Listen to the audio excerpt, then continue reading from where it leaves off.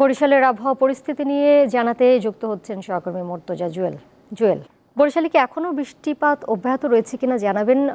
গত ২৪ ঘন্টায় কত মিলিমিটার রেকর্ড করা হয়েছে বৃষ্টিপাতের পরিমাণ একটু জানাবেন, এবং বৃষ্টির কারণে আসলে জনজীবনে কি ধরনের দুর্ভোগ নেমে এসেছে? দোলা, বঙ্গোপসাগরে সৃষ্ট গভীর নিম্নচাপ এর প্রভাবে কিন্তু বরিশাল সহ গোটা দক্ষিণাঞ্চল জুড়ে ভারী বর্ষণ হচ্ছে এবং এটি গতকাল রাত থেকে বিরতিহীনভাবে ভারী বর্ষণ হচ্ছে এবং দমকা সহ ঝোড়ো হাওয়া বয়ে যাচ্ছে এই অঞ্চলের উপর দিয়ে, এবং এই মুহূর্তেও এখানে গুড়ি গুড়ি বৃষ্টিপাত হচ্ছে এবং এমন চিত্র কিন্তু গোটা বরিশাল বিভাগের ৪২টি উপজেলা জুড়েই। গত ২৪ ঘন্টায় বরিশালের বিভাগের ৬ জেলার প্রতিটি জেলাতেই ১০০ মিলিমিটারের উপরে বৃষ্টিপাত রেকর্ড করা হয়েছে। এর মধ্যে বিভাগের সর্বোচ্চ বৃষ্টিপাত রেকর্ড করা হয় পটুয়াখালী জেলায়। সকাল ৯টা পর্যন্ত সেখানে ১৮৭ মিলিমিটার বৃষ্টিপাত রেকর্ড করা হয়েছে এবং বরিশাল জেলায় ১৫৭ মিলিমিটার বৃষ্টিপাত রেকর্ড করা হয়েছে।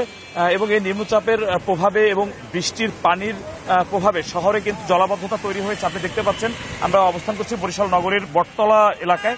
এখানে কিন্তু বিভিন্ন স্থানে হাঁটু পর্যন্ত পানি রয়েছে এবং এমন চিত্র বরাবরই নগরীর সদর রোড, কাউনিয়া, পলাশপুর, বাদ রোড, কেডিসি, চাঁদমারি এ সকল এলাকা কীর্তনখোলা নদীর তীরবর্তী হওয়ার ফলে এ সকল এলাকার সড়ক এ ধরনের বৃষ্টিতে সবসময় প্লাবিত হয়ে থাকে এবং এর প্রভাবে কিন্তু জনজীবনে একে তীব্র ভোগান্তি তৈরি হয়েছে। বিশেষ করে ভোর থেকে আমরা লক্ষ্য করেছি যে জনজীবন ছিল একেবারেই বিপর্যস্ত।